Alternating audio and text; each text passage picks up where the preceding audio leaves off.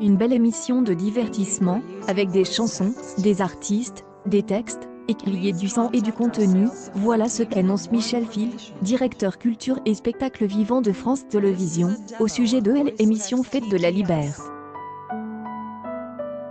Diffusée mardi soir sur France 2, l'émission sera centrée autour des valeurs de la République, à travers des textes fondateurs mis en musique et interprètes par des artistes franqués de toutes les générations, Patrick Bruel, Isole, G.I. Star, François Berléand.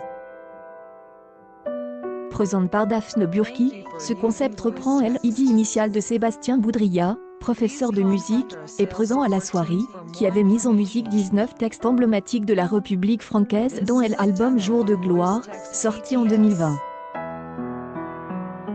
La soirée que propose France 2 se présente comme le prolongement de son travail, offrant un spectacle à la fois sonore, mais aussi visuel.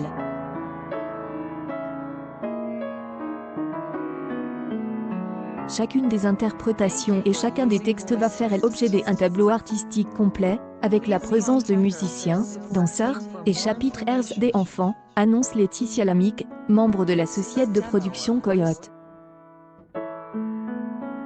2 heures en prime time autour des valeurs de la République, sur le papier, le pari semble risque.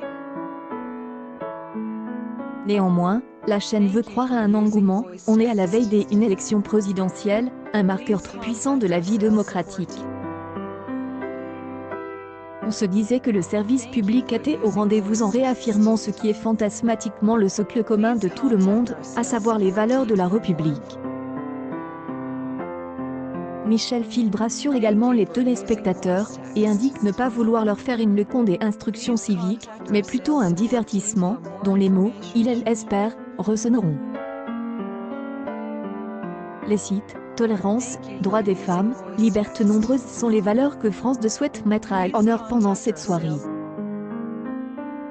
Au total, une quinzaine d'artistes interpréteront aussi bien des textes de Victor Hugo et Albert Camus, que des chansons de variété comme La Grenade de Clara Luciani, ou Recite de France Gaulle.